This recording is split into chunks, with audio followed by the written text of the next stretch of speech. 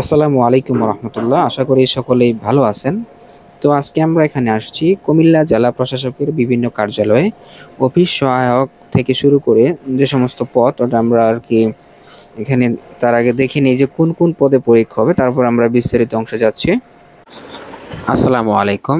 আসছে আগামী 15 আগস্ট 2025 সকাল 10টা থেকে বেলা 11টা পর্যন্ত জেলা প্রশাসকের কার্যালয় কুমিল্লা এর অধীনে উপজেলা নির্বাহী অফিসারের কার্যালয়সমূহ ও সার্কিট হাউস কুমিল্লা এর অধীনে বিভিন্ন শূন্য পদে সরাসরি জনবল নিয়োগের লক্ষ্যে লিখিত পরীক্ষা গ্রহণের সময়সূচি প্রকাশ করা হয়েছে। এখানে অংশগ্রহণ করবেন অফিস সহায়ক, নিরাপত্তা প্রহরী, পরিচ্ছন্নতা কর্মী, বেয়ারার সার্কিট হাউস, নিরাপত্তা প্রহরী সার্কিট হাউস, বাবুর্চি সার্কিট হাউস, সহকারী বাবুর্চি এবং পরিচ্ছন্নতা কর্মী সার্কিট হাউস পদে এই পরীক্ষা অনুষ্ঠিত হবে। তো আমরা দেখে নিলাম যে কোন কোন পদে পরীক্ষাগুলো হবে। তো এখানে অফিস সহায়ক, তারপর বিভিন্ন পদ, মূলত একই টাইপের কোশ্চেনগুলো হয়ে থাকে। তো পরীক্ষার এখানে যে পরীক্ষার তারিখ, এখানে পরীক্ষার তারিখ হচ্ছে আগামী 15 আগস্ট 2025।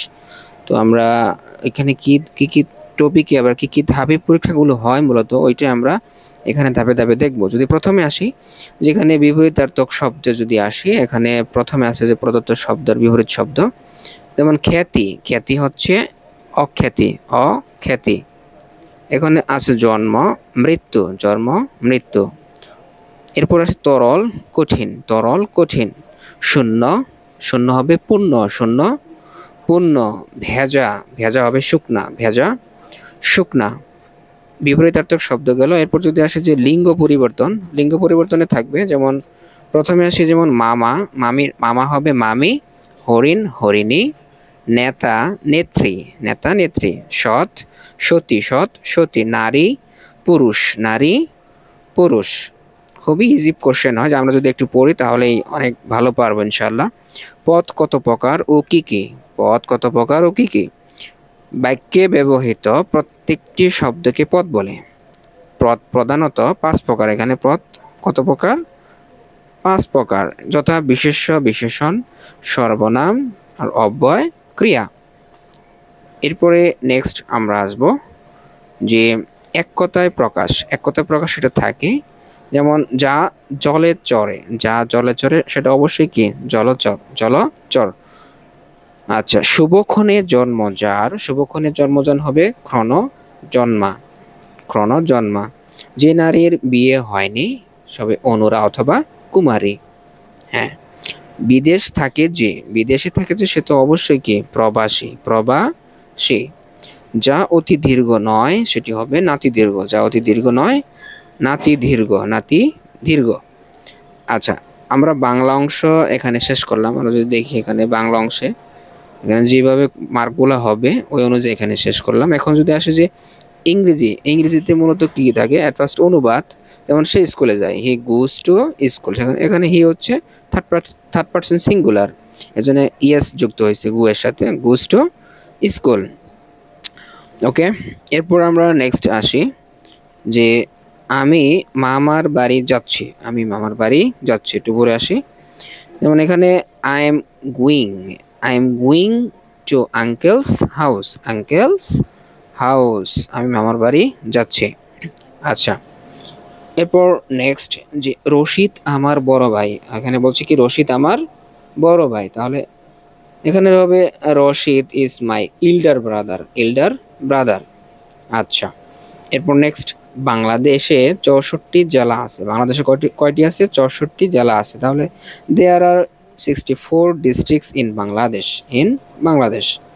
আচ্ছা, এরপরে আমরা নেক্সট আসবো 64 ডিস্ট্রিক্ট ইন বাংলাদেশ। ওকে। এরপর নেক্সট আসছে যে কাজী নজরুল ইসলাম আমাদের জাতীয় কবি, কাজী নজরুল ইসলাম আমাদের জাতীয় কবি, Kazi Nazrul Islam is our national poet, national poet. এরপর এরকম থাকতে পারে যেখানে যেমন বাংলা শব্দগুলোর ইংরেজি শব্দ লিখুন। এখানে যেমন গোলাপ ফুল, গোলাপ ফুল তো আমরা সবাই জানি এটা হবে রোজ, রোজ। হাতি এলিফ্যান্ট, রোগী পেশেন্ট, জাহাজ শিপ, বিমান, বিমান হবে এয়ারপ্লেন। ওকে, বাংলা একটু বাংলা থেকে ইংরেজি করলাম। এখন যদি আসে যে এখানে ইংরেজি শব্দগুলো বাংলা করব কিভাবে, এটা এরকম থাকতে পারে যেমন সিক্রেট, সিক্রেট অর্থ হচ্ছে গোপন। সানফ্লাওয়ার, সানফ্লাওয়ার হচ্ছে সূর্যমুখী। ওকে, পাইনঅ্যাপল, পাইনঅ্যাপল আনারস। হ্যাঁ, ওয়াটারমেলন, ওয়াটারমেলন মানে তরমুজ। আচ্ছা, তরমুজ। এরপর যদি আসি যে ওলফ, ওলফ মানে নেকড়ে। আচ্ছা, এরপর শূন্যস্থান পূরণ, শূন্যস্থান পূরণ মাস্ট, এটা থাকেই, এটা আমরা ভালো করে দেখব। যেমন এখানে অ্যাট ফার্স্ট আসি যে the bird is flying in, এখন অবশ্যই কি হবে, the sky, the sky. Okay, my aunt is a doctor, my aunt is a doctor, একজন ডক্টর, হ্যাঁ, my aunt is a doctor. Okay, he he saw an albatross, he saw an albatross. Okay, এরপর আমরা next পেজে যাই। Next পেজে দেখে Sally is an orphan girl, Sally is an orphan girl. Okay, এরপর next যে he is weak, he is weak in English, in English. আমরা ইংরেজি অংশ শেষ করলাম, বাংলাও শেষ করছি, এখন আমরা গণিত অংশে চলে আসি। গণিত অংশে যেমন এখানে প্রথমে আসে যে হামিদ সাহেব ব্যাংকে 5,000 টাকা জমা রাখলেন, বার্ষিক 10% হার মুনাফায় 6 বছরের মুনাফা সহ আসল কত টাকা। এখানে ব্যাংকে রাখছে 5,000 টাকা, আর বার্ষিক মানে প্রতি বছর এখানে 10% মুনাফা থাকলে যদি 6 বছর, তাহলে মুনাফা সহ আসল কত হবে সেটা আমরা বের করব। খুব ইজি, একটু প্রথমে আসি যেমন বার্ষিক, বার্ষিক মানে 1 বছর, তাহলে 100 টাকায় 1 বছরের মুনাফা 10 টাকা, তাহলে 1 টাকার 1 বছরের মুনাফা 100/10 টাকা। এখানে টোটাল আমাদের আসল কত ছিল, আসল ছিল এখানে ব্যাংকে জমা 5,000 টাকা, তাহলে এখানে 5,000 টাকা 1 বছরের মুনাফা, এটা 10-এর সাথে 5,000 গুণ হবে। আবার এখানে কয় বছর চাইছে, 6 বছর, তাহলে 6 বছরে ওইটা আমরা 5,000 সাথে গুণ করে, তাহলে এখানে কাটাকাটি করার পর 3,000 টাকা আসলো। 3,000 টাকা আসলো যে এটা হচ্ছে আমাদের মুনাফা, এই 3,000 টাকা মুনাফা। এখন আমরা আসলটা বের করব যে এখানে আসলে কত। আমরা জানি যে মুনাফা আসল চাইছে একসাথে, হ্যাঁ, তাহলে এখানে মুনাফা যোগ আসল, আসল ছিল 5,000 টাকা আর মুনাফা 3,000 টাকা, তাহলে 8,000 টাকা। আমরা এখন ইজি বলতে পারি যে মুনাফা 3,000 টাকা আর মুনাফা আসল কত, মুনাফা এবং আসল দুইটা একত্রে হবে 8,000 টাকা। ক্লিয়ার? এটা আমরা বিকল্প পদ্ধতিভাবেই করতে পারি, যেমন এই পাশে আই ইকুয়াল টু PNR, সরল মুনাফা অনুযায়ী আমরা এটা করতে পারি, যেমন এখানে দেওয়া আছে, আমরা যেটা ভালো লাগে আমরা ওইটা ওইভাবেই করব। ওকে, সূত্রের সাথে যদি করি যে আই ইকুয়াল টু PNR, এখানে যতগুলো মান আছে সবগুলো দেখবো যে কোনটা কার আসল P, হ্যাঁ, N সময়, মুনাফার হার আর 10% এখানে, হ্যাঁ, তারপর মুনাফা আই ইকুয়াল টু হোয়াট। আমরা এখানে এইভাবে ধাপে ধাপে করতে পারি, সমস্যা নেই, সূত্র অনুযায়ী করব, নো প্রবলেম, এটা আরও ভালো হবে, ইজি হবে আরও। ঠিক আছে, এরপরে আমরা নেক্সট কোশ্চেনে আসি। নেক্সট কোশ্চেনে যাই, সেটা হলো উৎপাদক বিশ্লেষণ, উৎপাদকের বিশ্লেষণ। গুণ করলে 2-এর সাথে 20 গুণ করলে হবে কত, 40। এই 40 কেমনভাবে মেলাবো, যেমন মাইনাস যেন 3 হয় আর 40 যেন মিলে যায়। তাহলে এখানে যেমন 8 আর 5, 5 8 কত, 40, তাহলে 40-এর আগে থাকবে কত, এখানে যেমন মাইনাস দেওয়া আছে, যেন বড় সংখ্যাটা আমরা মাইনাস নেব, যেমন 8x প্লাস 5x, 8x থেকে -8x থেকে প্লাস 5x বাদ দিলে থাকে -3x, আর ওই পাশে -20 আছে, ওটা 20টা নিব। যেমন এখানে যে -8x নিছি আর প্লাস 5x নিছি, যদি বিয়োগ করে তাহলে উপরে ওই যে 3x হয়, -3x, এটা মিলে গেছে, আর -20, আর এখান থেকে 2x কমন নিলাম, x - 8, এখানে +5 কমন নিলাম, তাহলে এখানে x - 8, তাহলে দুই পক্ষ থেকে x - 8 কমন, আর তারপরে কি x + 5 তো দেওয়াই আছে, যেমন 2x + 5, 2x + 5, এই হলো আমাদের অ্যান্সার। এটা খুবই ইজি, যদি একটু ভালো করে দেখিয়ে তাহলে আরও ইজি হয়ে যাব।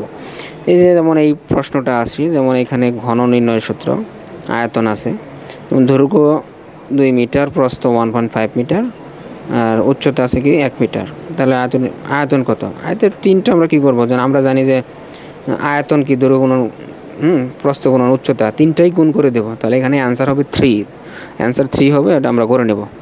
ঠিক আছে, এরপরে আসি যেমন সাধারণ জ্ঞান অংশে আসি, যে জাতীয় স্মৃতিসৌধর অবস্থান কোথায়। অবস্থান হলো, এটা আমরা জানি যে সাভার ঢাকাতে অবস্থান হলো, সাভার ঢাকাতে। আগামী বিশ্বকাপ ফুটবল কোন দেশে অনুষ্ঠিত হবে। আগামী বিশ্বকাপ ফুটবল এটা হবে কানাডা, মেক্সিকো আর যুক্তরাষ্ট্র, কানাডা, মেক্সিকো আর হলো যুক্তরাষ্ট্র। বাংলাদেশের জাতীয় দিবস কোনটা? বাংলাদেশের জাতীয় দিবস আমরা জানি যে 26শে মার্চ। বাংলাদেশের জাতীয় দিবস গেল, এরপরে বাংলাদেশের কোন জেলায় চা উৎপাদন সবচেয়ে বেশি, মানে চা বাগান সবচেয়ে বেশি হয় মৌলভীবাজার। জাতীয় জাদুঘর কোথায় অবস্থিত? আগারগাঁও ঢাকা। বাংলাদেশের প্রথম প্রধানমন্ত্রী কে? এটা আমরা সবাই জানি, তাজউদ্দিন আহমেদ। আহামরি কঠিন হয় না প্রশ্ন। বাংলাদেশের এরপর আসি, রাতকানা রোগ কিসের অভাবে হয়? এটা ভিটামিন এ এর অভাবে হয়। হ্যাঁ, গীতাঞ্জলি কাব্যটি কার রচনা? এটা জানি রবীন্দ্রনাথ ঠাকুরের রচনা। বাংলাদেশের দীর্ঘতম নদী কি? পদ্মা নদী। হ্যাঁ, এরপর বাংলাদেশের মাননীয় প্রধানমন্ত্রী সরকারি বাসভবন নাম হচ্ছে কি? এটা জানি গণভবন। অগ্নিবীণা কাব্যগ্রন্থটি কে রচনা করছে? এটা হচ্ছে কাজী নজরুল ইসলাম। আন্তর্জাতিক মাতৃভাষা দিবস পালন করা হয় কোন তারিখে? এটা হলো 21শে ফেব্রুয়ারি। এখানে এক হবে 21শে ফেব্রুয়ারি। বাংলাদেশের সবচেয়ে বা সর্বশেষ বা অষ্টম বিভাগ হচ্ছে কি? ময়মনসিংহ। বাংলা ভাষার জন্য কত সালে ভাষা আন্দোলন হয়? এটা 1952 সালে হয়। বাংলাদেশের সর্বোচ্চ বীর সূচক খেতাবটি আমরা জানি বীর শ্রেষ্ঠ। কী হবে? বীর শ্রেষ্ঠ। তো এই ছিল আমাদের অফিস সহায়ক থেকে নিয়ে শুরু করে বিভিন্ন পদের পরীক্ষাগুলোর প্রশ্ন প্যাটার্ন কীভাবে হবে, এই নিয়মেই হবে। যদি ইনশাল্লাহ আমরা ধাপে ধাপে দেখে যাই, তাহলে আমরা যে কোনো পরীক্ষাতেই অনেক ভালো একটা রেজাল্ট নিয়ে আসবো। আমরা ভাইবা পর্যন্ত যেতে পারবো, এবং যদি আল্লাহ আমাদের রিজিকি ব্যবস্থা করে রাখেন, তাহলে ইনশাল্লাহ আমরা টিকেও যেতে পারি। তো আজকে এই পর্যন্তই। সকলের দোয়া এবং মঙ্গল কামনা করে এখানেই বিদায় নিচ্ছি। ওমা তাওফিক ইল্লা বিল্লাহ। আসসালামু আলাইকুম ওয়া রাহমাতুল্লাহ।